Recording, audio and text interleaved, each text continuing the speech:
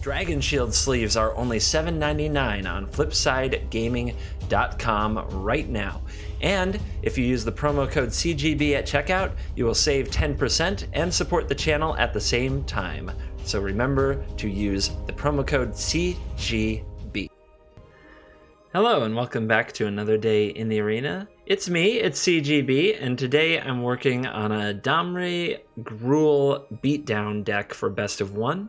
This deck is, well, it's very fun to play, and it is very aggressive, but it's not as aggressive as, say, a mono white deck or a mono red deck. At the same time, it's not really mid-range. It's not trying to use some removal spells to clog the battlefield or take over the game very often. In fact, the only time it does that is against like mono white and mono red, but it really is a very, very aggressive deck. It's just slightly slower than those other ones. So it's mid-aggro range, something like that. And the Planeswalkers are not here necessarily to generate all this card advantage. They're really here to pile on and bury the opponent, although they can generate card advantage. There's nothing wrong with drawing more gas and keeping the creatures going. But the real power in the deck is when you get to plus Domri. So Domri has a +1 that you create a red or a green. If you spend it on a creature spell, it gains Riot. That means your creature can have haste or an additional +1/+1 counter. When you use it with a creature that already has Riot, you get double Riot, which means you can have haste and a +1/+1 counter. Pretty sick stuff. We also get to play with Skargan Hellkite, which is a really awesome dragon. It's not quite Glorybringer for those of you who have played with that card, but it is still a pretty awesome dragon. And if it survives, it can totally level you. The deck gets away with only running 11 sources of red mana, so it can also run Steelleaf Champion. But it gets its extra red mana from Domri, which is part of the reason you can run 4 Hellkites with double red cost in the deck. We don't run Rekindling Phoenix, which is another double red card, because it occupies the same spot in the mana curve as Domri, and it would require us probably to cut Steelleaf Champion and add more mountains to the deck. It's very hard to cast Steelleaf Champion and Rekindling Phoenix. If you can solve that equation, by all means, put your list in comments. Maybe other people will enjoy it. For removal and a little touch of reach, we have Lightning Strike hanging out, 4 copies. I also thought about adding a Banefire, but this deck needs a pretty intense density of creatures. It needs a lot of creatures, so that the Domri -3 has the chance of hitting 2 creatures a good amount of the time. So that Vivien's +1 gets you a good creature. It's a creature-filled deck, and that's why we don't have more burn and Banefires and shocks. There is a version that can play like that. It's a little bit different from this one.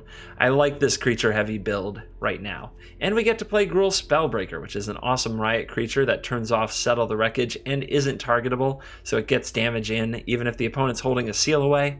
And we get to play cards like Ravage or Worm, which is very fun to blow up the opponent's Legion's Landing or his Kanta, or fight their Lyra or their Niv. All kinds of good stuff. Plus 1 Carnage Tyrant for good measure. Oh, were you going to counter that? How about no? How about it has haste from Domri? Good time. Let's go out and play this deck. It's a lot of fun. I think you'll enjoy it. And to battle we go. Our opener is pretty sweet with a Llanowar Elf, a Harpooner, a Domri, and a Carnage Tyrant. If all goes according to plan, you could be looking at a very, very early Carnage Tyrant with haste. So let's see what happens. And our opponent plays Mountain, revealing that they're probably the red deck that's going to kill absolutely everything we hold dear and love. Which means our Llanowar Elf is pretty much fodder. But I don't know. If I play my Pelt Collector first, and the opponent doesn't kill the Pelt Collector, then Harpooner makes it bigger. I think I'll take that chance, because I think the Elf will get shot no matter what. I'm not sure if the opponent will shoot the Pelt Collector.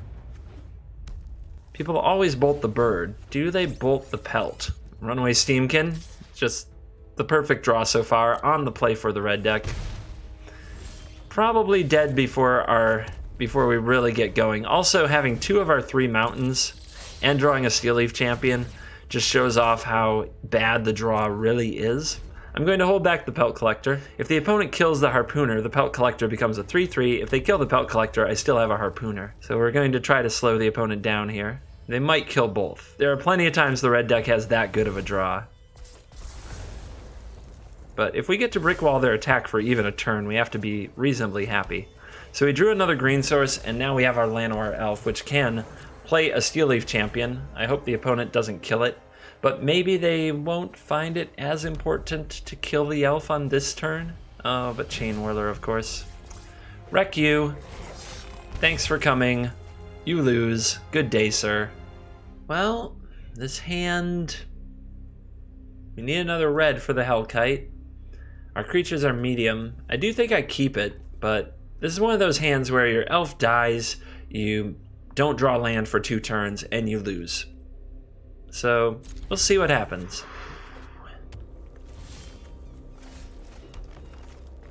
I'll lead on the elf this time, because it's more likely to live against a deck that leads on Memorial to Folly.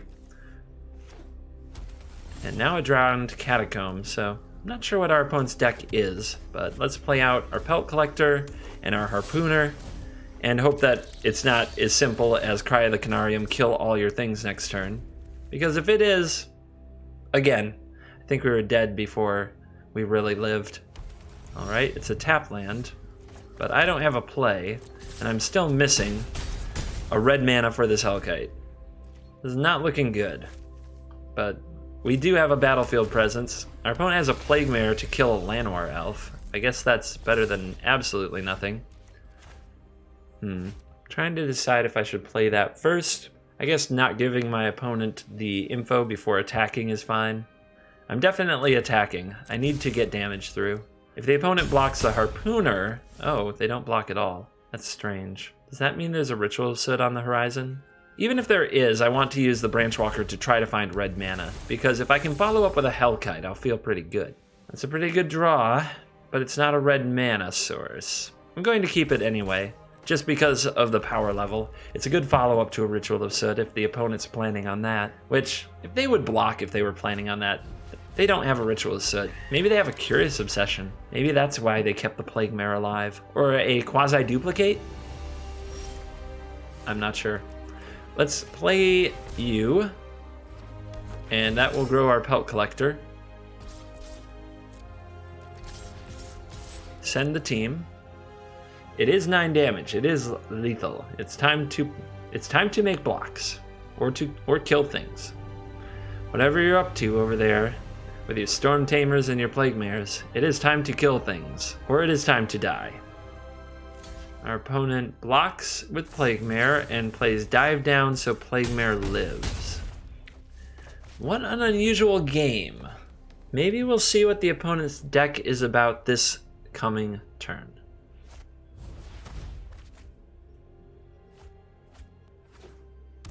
Chart a course, draw 2, discard 1, and no attacks.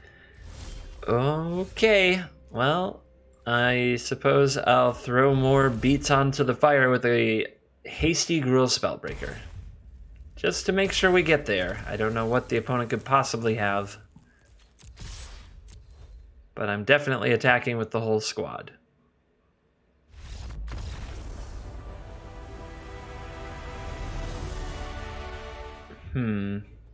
So we are on the draw.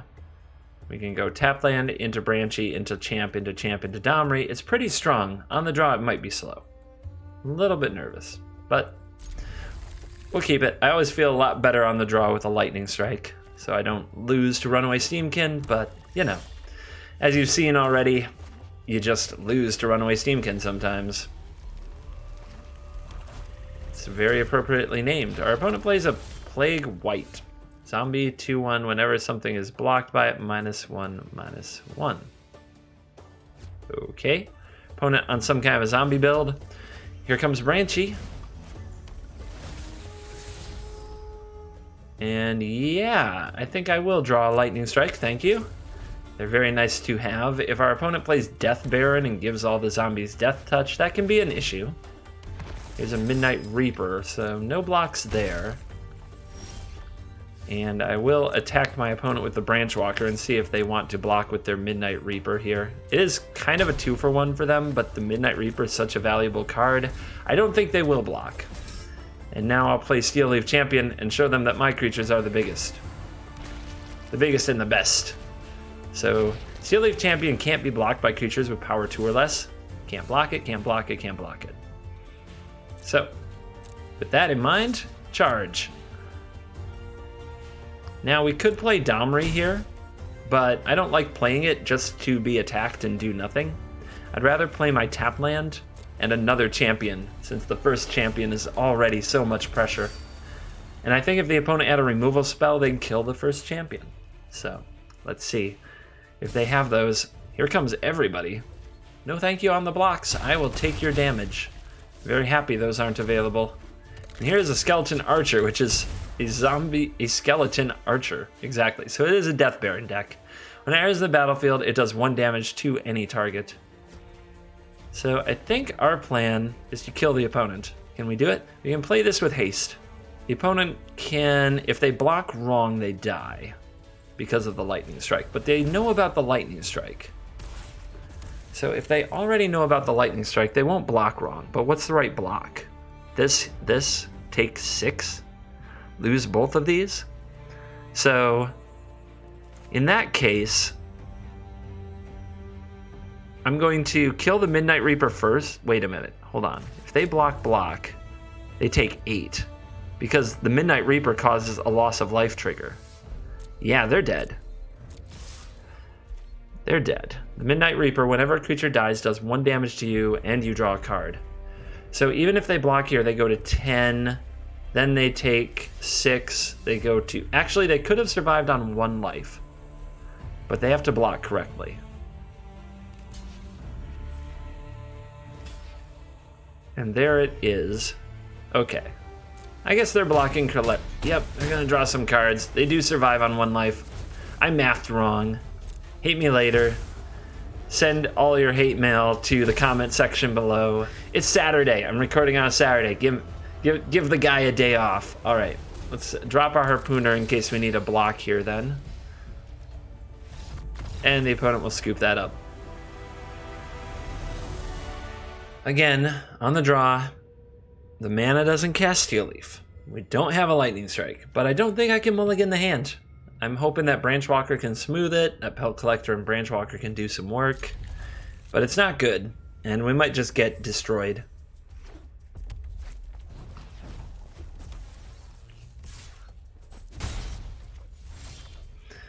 Alrighty then.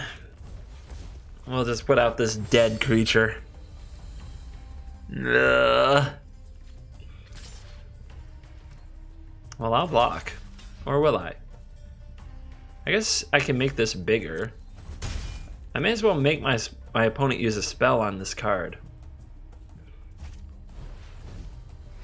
Okay, Rigging Runner. We got a different version of the red deck.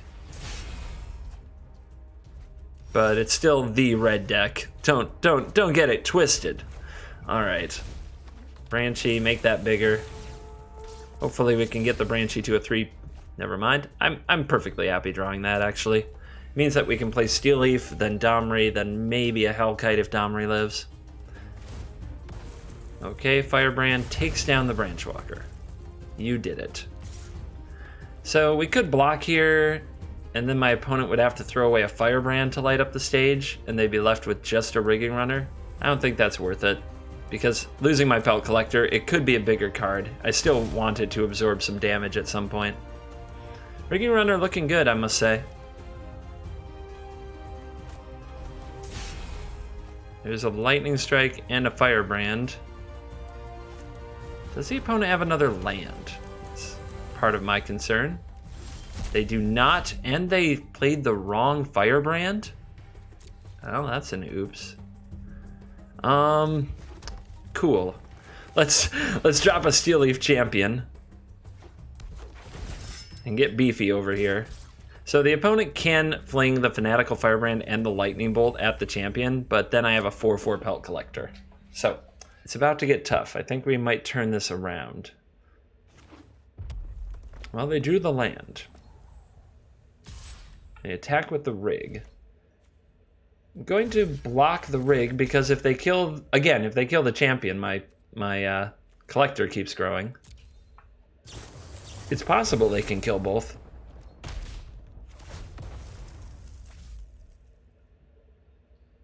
But we had to absorb that Lightning Strike somewhere. Face is not my ideal. I like to live long, healthy life. All right, I'm going to play Domri now. And I'm wanted to stick around. Did you just call me scrawny? But I also wanted to absorb damage. So I'm going to minus it, I believe. I do have I can play the Hellkites next turn. I have to take 2 damage to do it. You know what? I'm going to plus. I want Domri to stick around and absorb a lot of damage. Because if Domri's on the field, I'm dropping Hellkites very easily without shock damage. And if the opponent ignores Domri, it can just win the game. It does have this ultimate that puts a beast into play every end step. Alright, the opponent's not finished. Here's the Pelt Collector. Perfectly fine. Throw more bolts. Throw more bolts. Yep, 3 mana. They're still hanging on to that Fanatical Firebrand. And let's go plus... how many creatures in the graveyard? 3? So this is a 6. This can attack for 6. It's crazy. But what I want to do is play a dragon. I just want the most power I can get here. So red. Here's the Hellkite. And we'll give it a +1/+1 counter. And we'll give it a +1/+1 counter. See, just more power and toughness against the red deck that they have to get through. That's my ideal. Plus, if we ever get to activate the ability, we just start cleaning up their little creatures. Opponent reading that ultimate. Yeah, that ultimate can kill you. You might want to pay attention over there. Our opponent already with light up the stage, strike, Wizard's Lightning. They might have a lot more ammunition to go, and here it comes. No shortage of ammunition. But making them spend it on the creatures, that is sort of what you have to do. Now, what do they do? Do they attack Domri? The Fanatical Firebrand is going to poke Domri just to keep the ultimate away, you can tell. So, I can play a straight up dragon and then still have 2 mana. I think harpooning the opponent intensely is really fun. And I'll show you what I mean. But first, we're going to play this dragon. And I think, yeah, we're definitely going to put a counter on it. Then we're going to play this land plus... Whatever happens next, it's gonna hurt ya. Yeah, this is gonna hurt. Here's Crawl Harpooner. We'll give it a haste, which means it gets the Undergrowth ability, so it gains 7 power, and then we slam our opponent for 7. While they're tapped out and can't like Lightning Strike or do something like that. Right, that gets a nice from our opponent who probably likes smashing face. And here is a Fanatical Firebrand to our face, so Spectacles on the mind. Light Up the Stage reveals the 4th Light Up the Stage and a Lightning Strike. These red decks are so stupid. And by that I mean, it's ridiculous the power level they gave to red. It's obvious that the design team only cared about red mages.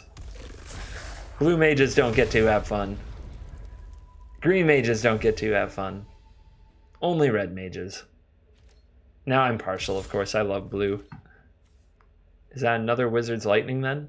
I'm going to let this happen because if I untap with this mana, I get to clean up the opponent's creature base quite a bit. Unfortunately, I am facing a strike and I am here, but let's see. 5, 6, 7, 8. 8 plus 4. 12. And we activate the Hellkite. It can be lethal. But I think my opponent has a Wizard's Lightning. Let's see what happens here if they take this damage. You're gonna hurt when this is through.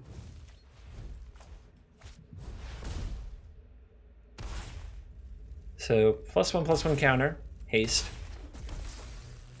So that's 12. 12 attacking. 1, 2, 3, 4, 9, 12. So let's see if activating this Hellkite, dealing 1 to the Pyro and 1 to the face, goes through. If it does, the opponent has to respond with a Wizard's Lightning. Or a Shock for the Harpooner. Alright, they let that occur. So if they shock the Harpooner and untap, they can get me down to 7, down to 4, and I don't think they can kill me. So here come the creatures. And that's lethal. So if our opponent was holding Wizard's Lightning, which I think they were based on priority, they needed to cast it on the Harpooner as soon as I activated the Hellkite. Because without a wizard on the board, it costs more. Okay, our opponent took a mulligan. Our opener has Llanowar Elves, some Banshees, and a Spellbreaker, and a Strike, so I'll keep it. I'd like to be on the play. I don't feel like that's happening very much. You do get these runs. Random is random, which means, as ridiculous as it sounds, you'll go like these constructed events where you're on the play once in 8 games. Very hard to win games that way. Magic is a play-draw dependent game. Pretending otherwise is disingenuous. There are a lot of games that you could have won if you were on the play, but you were on the draw. Just the way it is. Not as obvious are the games where you would have won if you were on the draw, but not on the play, but they come down to like the last card top decked at the last time. Well, if you had been the first draw step of the game, maybe you would have won. Our opponent with a Legion's Landing. So they've got a 1/1, and now they have a Field of Ruin. What an interesting pile. We top decked the best possible. That's nice to see. Here's my Steel Leaf champion. We finally got a turn 2 Steel Leaf out of the deck. Curious what my opponent's up to. There's an interesting collection of cards, and you make it, so far it could be a green-white token deck with a Field of Ruin thrown in for God knows why. Maybe our opponent just loves Field of Ruin. They're reading every card on the battlefield. Do what you gotta do, but at some point you will have to make a play. Field of Ruin, target stomping ground. Let's go get a mountain so we don't find ourselves without a red source at all. Any other tricks? And a Johnny's Welcome. So 1 life whenever a creature enters the battlefield. Oh boy. Must be some wild token deck. And the opponent thinking about throwing their vampire into my Steel Leaf champion for longer than I'd have to think about it, that's for sure. So, we can play the Gruul Spellbreaker and go for max damage, which might be the right idea. We could also play multiple Branchwalkers and go for curving out, but I think the Spellbreaker just dealing tons of damage is the right way to go. So we're going to give it haste, and we're going to slam in. This is just because I see the life gain, I see the token thing, I see an opponent who takes a really long time. I want to work on ending the game as quickly as possible. You might say, why not leave the Llanowar Elf up? I don't plan to block with it anyway. That's a big reason. So, let's settle in.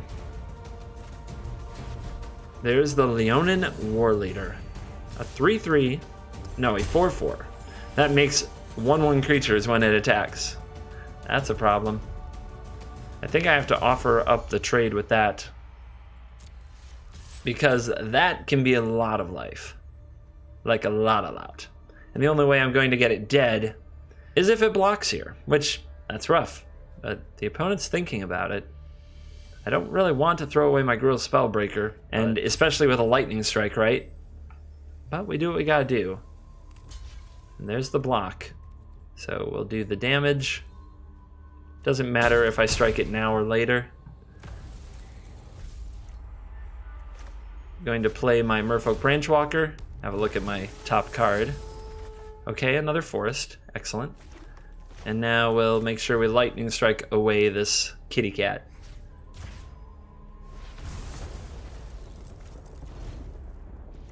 The life swing from that card can be too much. Too much.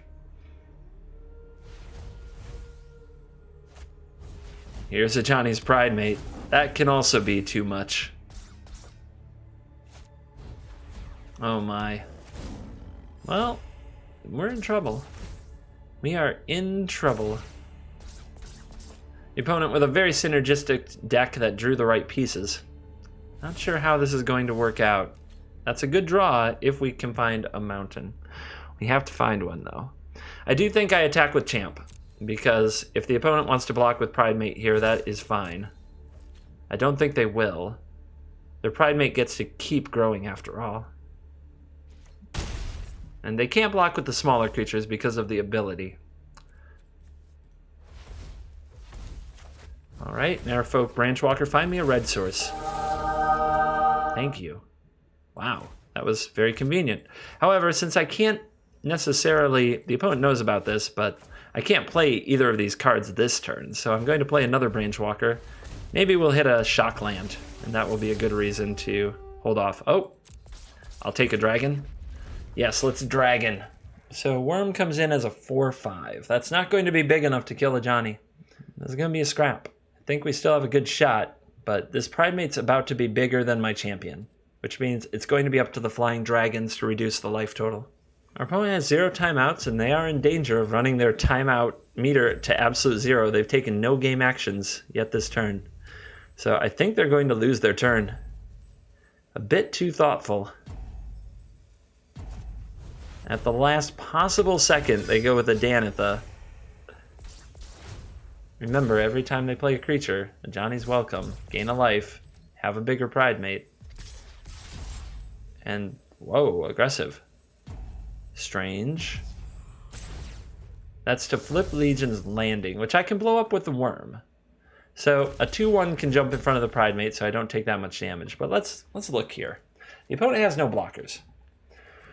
I can get him for 5, and then another 4 with the Hellkite. They're going to gain 1, but they're going to have Danitha in the way. So I can't get in with these other creatures, not without gaining life. So, alright. So we probably want to do some blocks like this. This will kill this token, this grows, but we don't take the damage. This is off the field. The Branchwalker's doing basically their job in the deck. Get an attack or a block in, get me some land. Alright, now if we play the Worm, and it fights Danitha, it does say fight, right? Yeah. Our opponent goes up, in that case, to 12, because they do have lifelink here. This doesn't... If this has haste, it attacks for 9, 10, 11, 12. If the opponent doesn't have a Seal Away or some interaction as their very last card, we can win the game. Let's go for it. Let's take that shot. Haste. Fight. Cool animation. Everybody attack. Game over. Ravager Worm strikes. Oof. We're on the play. We have no red mana. We're anticipating Merfolk Branchwalker gets us some. I feel like I have to try. I do feel priced into trying there. My 6-card hands are often just not that good. Like, if this were a 6-card hand, like if we take a Hellkite away, I would definitely keep it. And hope to get there. So, here we go. Red source. Who's the greatest of them all? Now we need another one. Which might be asking too much, but we'll see. Alright, our opponent. Some kind of a Sultai deck. Do they have counter magic here? They have Growth Spiral. Interesting. Some kind of a combination. Let's give it haste so that we definitely get damage through. Against any kind of a control-y, combo-y thing, I always want the damage. And here's Chupacabra. Okay. That's obnoxious. We draw another red land. That's really ideal. I'm going to play it tapped. I'm going to play another Spellbreaker with haste and get in there. But I'm not attacking with the Branchwalker. I hope to somehow get the Chupa to chump block, or I can kill it in another way, and Branchy can get in there another day. Well, second Chupa says that's probably never happening. How aggressive are you, opponent? Not aggressive. Alright, I'll play this champion, and we'll see if the opponent still has more ways to kill creatures, because the Chupas can't block it. We're still spiraling with our growth. Nothing else. Oh my. If we get even a hit in here, the opponent's under huge pressure now. We can get them to 1 life with the lightning strikes. There's a Vraska's Contempt. Alright. Opponent goes to 9. No attacks? Alright, I'm going to Lightning Strike the face and hope to draw land for the Hellkite. Another Lightning Strike is also lethal. A Harpooner. Suppose I'll get that down just to keep the opponent on pressure. It makes a top-decked Spellbreaker lethal. But the opponent is not dead. And I really wanted them to be. Oh no. They get to see my hand. They get to see how dead they were to a land, any land, and they keep on top? What on earth? What on earth? We might be in for a comeback. Land off the top. Hellkite. Syncopate for 1. Haste.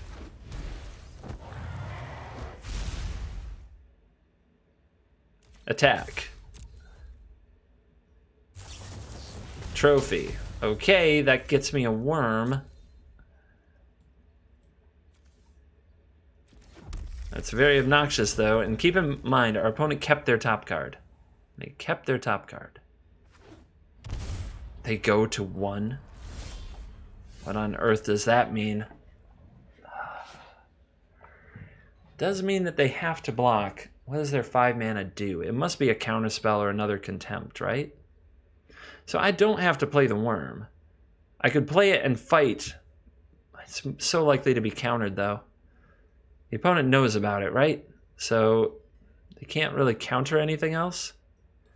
Yeah, I think I'll just play down the Harpooner and make them respond. Because now I do have 3 creatures. An attack is lethal. But what are they doing with 5 mana exactly? Feels like it's a syncopate, a counter, another trophy. Okay, so they also have a counter spell here. I'll get more green.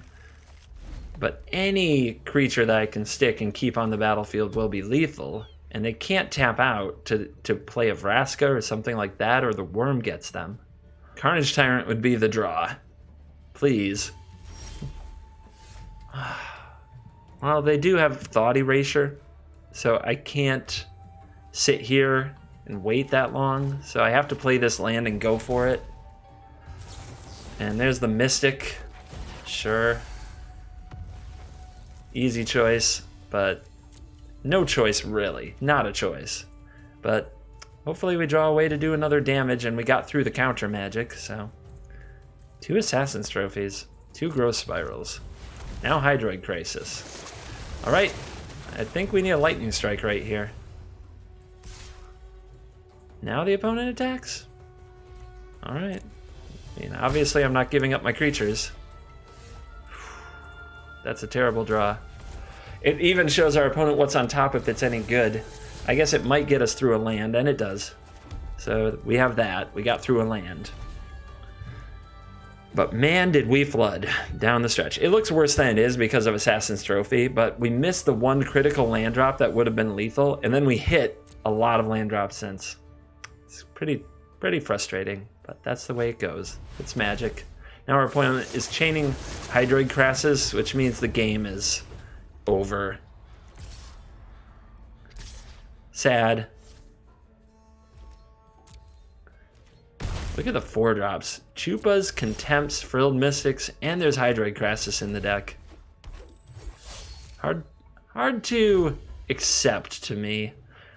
But, there's a lot of 4-drop heavy, like, control decks these days. Oh, it didn't get the buff because Moment of Craving gave the -2/-2. I get it now.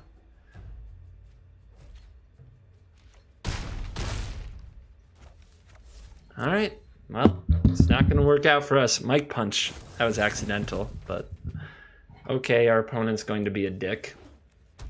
They're going to play out their toys. Whatever. I'll let them deal the final damage, but not if they're going to be like, let me show you my hand. I don't want to see your hand. I don't ever want to see you again. Some people don't like the salt. I get it, but I am who I am. It's not something I can practice and just be better at. I could just not talk about it. Maybe some of you would prefer that. But then it's not really my YouTube channel, right? If I don't get to talk about what I want to talk about. Oh god, here we go again. We got to 4 wins, so I'm happy. But man, Would a little variety kill anyone? That Sultai deck was good variety, to be fair. And I do recommend this for free-to-play players, so I'm just going to assume that there's a lot of free-to-play magicians in the game having fun on these mono-red piles, and I'm going to try not to be spiteful about it, but it is a very repetitive experience in Arena right now. Lightning Bolt takes out the Pelt Collector before it can grow. I will keep this. I need to draw land, but this can help me get to land. So say that the top of my deck is Branchwalker Hellkite. The Hellkite is a terrible draw that the Branchwalker can get rid of. Oh, Lord.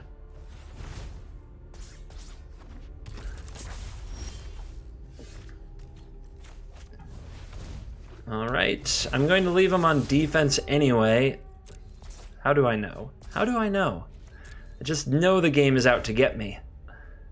I know how much it hates me. It loves me sometime too. I mean, if you watch my latest free-to-play video, episode 5, you'll see what I mean. So, 3/3 Steamkin, point to the face, Fanatical Firebrand. I bet you need to light up a stage or skewer some critics. Okay, so it's Skewer. The last card must be Skewer, right? Or you wouldn't have played in this order? Yep. Alright. They're out of cards. If we draw a land, we've got a chance. +1/+1 counter for sure. We don't want it to draw to some top deck Lightning Bolt. We want to trade with the Steamkin as soon as possible. Get that thing off the board. I will block. I will gladly take a 2-for-1 here if the opponent drew a Lightning Bolt or a Shock. Yep. Let's play... Let's play the Champ. I think I like playing the Champ because if we draw a Llanowar Elf next turn, or a Pelt Collector, we can play that and the Spellbreaker to be more mana efficient on a future turn, if that's what we top deck. Opponent goes in for 2. Alright. This is the part where we have to do what's called turning the corner. We have to beat our opponent down, even though we're at a very low life total, because the longer we sit here thinking about blocking, the worse things actually get. So we need to damage them.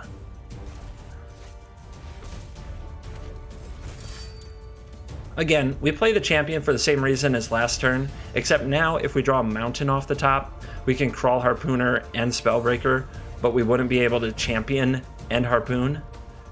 So Shock and Chain Whirler. Alright. They're making mana. Opponent gives up on their 4/4, which is going to downgrade to a 3/3, but the Shock and the Chain Whirler won't gang up on anything. Oh, it can block. Right. So now the opponent can keep Shock up. Let's see how they handle this. Because if they attack, I can block and eat the Shock, but now the opponent's thinking I can block with my Chain Whirler and Shock your champion. Instead, I'm going to, I think, give some other targets. So here's Branchy. If we hit a land, we can Spellbreak. If we don't, we can Harpoon. And I don't think I attack into this Chain Whirler Shock combo. Another one on top, huh? I mean, it is more gas, but is it the gas I need? It doesn't let me double spell next turn. Well, it does if there's also a land underneath this.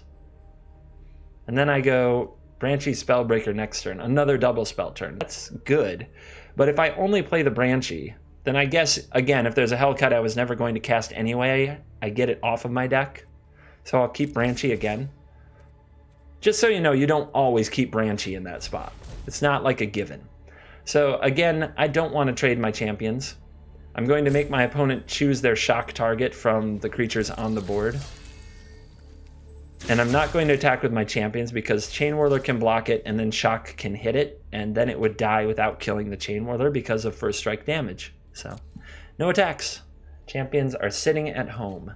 Now the opponent has to do something else with Shock. Do they kill a creature? Do they kill my face? They are going to kill the Branchy. So what is your top card?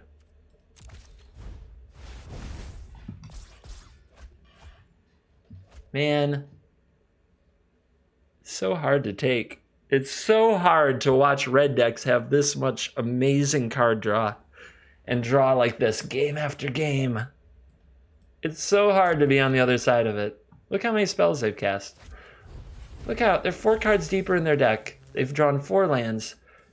They've played all these cards. It's so obnoxious. All right. I'm going to try not to complain. I'm going to try to win the game. But some of you know what I'm talking about. There are those of you red mages who feel like you have to defend red. I don't think you can defend in this scenario. I just don't think so. All right, the opponent attacks. What if we double block? What if we double block? If the opponent casts a Wizard's Lightning and uses a Firebrand, they have to assign lethal damage. So let's see. If we double block and the opponent assigns 3 damage, say, to... And yeah, they have to assign up front. Okay. So yeah, I do think the double block is the way to be. I could do the triple block. Let's see. Then if the opponent goes 1, they only need 1 more from the... Yeah. I guess that makes sure it dies, and it just gives a risk that they will screw up. I don't see how I lose an extra creature this way. And they might bolt and Firebrand the wrong things. So let's see what happens. I don't know. I feel like that attack is really aggressive. So what are you going to Wizard's Lightning? That doesn't matter. If you were going to Wizard's Lightning that card, you definitely could have done it. And now your Chain Whirler's dead. We did it! We did it, team. The Chain Whirler has fallen. Let's try putting out the Branchwalker and see if we can get that sweet double spell with the Spellbreaker. Domri. Domri's good. Domri can get more creatures. So, do I attack? I can put my opponent at 10, but if they draw a burn spell, I take 5, which I hate. So, I'm going to turtle up behind Domri. It's my new plan. I'm going to not allow creature damage and try to turtle up behind Domri. The opponent doesn't like my plan. They're over it. Well, I count my lucky stars. They had a pretty great draw. We kept up with it somehow. I don't know how. We battle on. On the draw, man, if this hand is good. If it were on the play, it would be God mode. But what can you do? Still on the draw. Game after game. Being on the play last game, though, made a big difference. Even if it was like they just start off killing our elf, killing our creatures.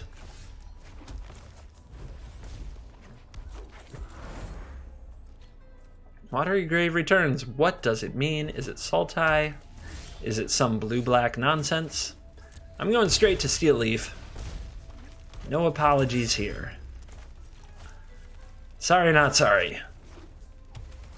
Does the opponent have the answer right here, right now? There is no other place I'd rather be. So, I'll discard the Hellkite as much as I think it might still matter a lot. Then I'm going to go Pelt Collector, Branchwalker to grow the Pelt Collector. This is all very bad, by the way, for Ritual Soot. And if we meet an end to Ritual Soot, I think we just have to meet an end, because our hand doesn't do anything else. This is just the way the hand works. I'll hold this back. If there is a Ritual Soot, there might still be a world where I can follow up with Elf and then Dragon. Not to mention discarding it to Disinformation Campaign isn't the worst, as it's a pretty low impact card compared to everything else. Our opponent's on Sultai too. He already lost to this Sultai type contraption. This one has Disinformation Campaign. It's taking the slow road though.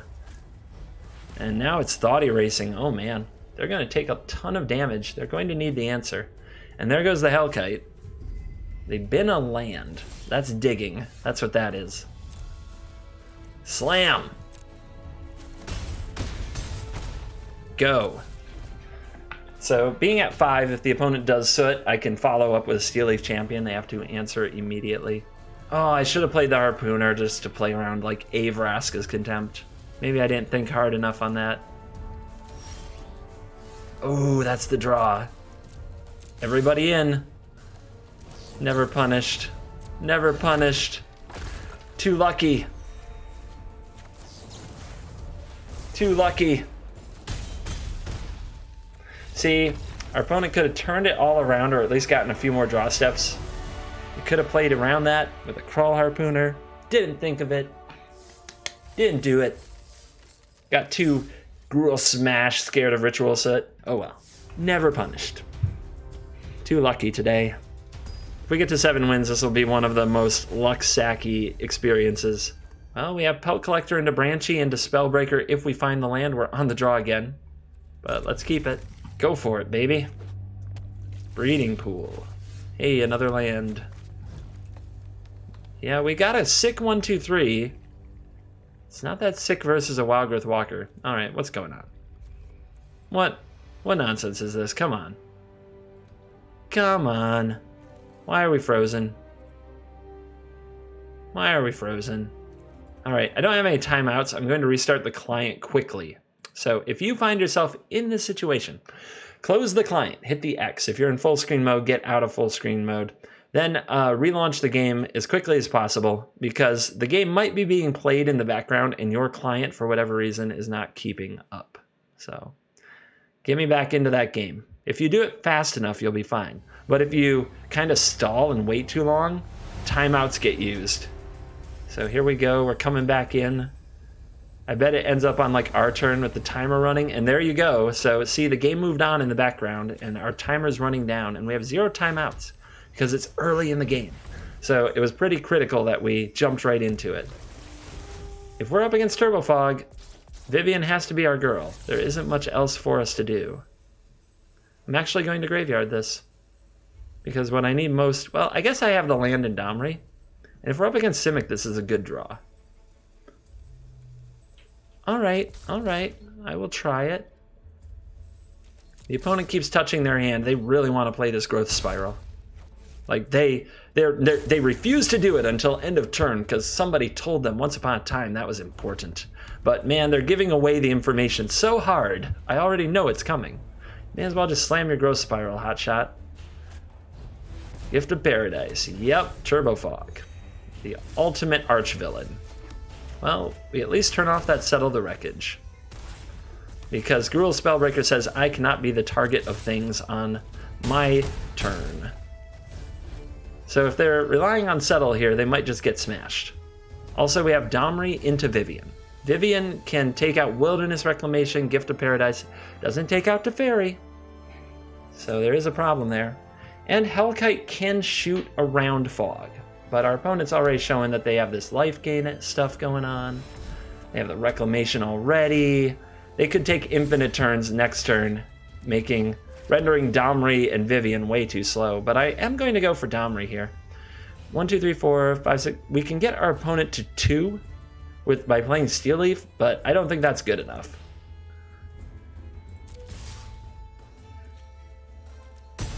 That resolves. Here's the Chaos Bringer. I feel like I may as well tick down. You want hostile? You got it. I may as well have more creatures. Ooh, that's nice. The ultimate doesn't do anything. There might be a Hydroid Crassus to shoot down, so I'll grab you. And there might be a good use for you, even with the other dragon, but this is it. If our opponent has all the pieces of their combo, they win. That is a Teferi and a Nexus of Fate is usually game over. It can fizzle, but it often does not. They didn't have anything to use their mana for. That is a good sign. That's what we want to see. And in fact, a second Wilderness Reclamation, that's not that bad. That's not that bad. Now we'll probably see some Nexus, but don't freak out yet. They don't have a way to gain advantage from their extra turns. They need a card. Oh, okay. I think we're looking at Expansion Explosion. But the opponent, that will still probably leave them dead. So they're going to try to hit Fog? Yeah, they're going to try, or they have Fog. That's the other possibility.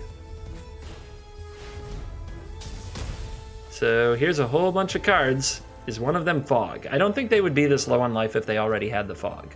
Spellbreaker. They concede. We did it! We defeated the Reclamation deck! They didn't have it! Hardly feels like we played an interactive game of Magic, but it did work out. Here's your Raptor Hatchling. No, there are more prizes than that. 7 wins, even when times looked bleak. We battled on and we got through it with a little bit of luck and a whole bunch of Gruul just feistiness. Here's my beautiful gem reward to go with this Legion Lieutenant for Vault Progress. What great times. Thank you for watching this video. I certainly enjoyed making it for you. I hope you'll try this Gruul deck. I don't think it is quite top tier, but it does have game against red because of the size of the creatures. Just, you gotta, get on the play. That's my big advice from the day, get on the play. Well, thank you so much for watching this video. As always, I will see you in the next video. Goodbye. Mana necklaces have arrived at hauntedflower.com. These necklaces are a great way to show your favorite MTG colors. Remember to use the promo code CGB at checkout to save 10%. That is promo code CGB on hauntedflower.com.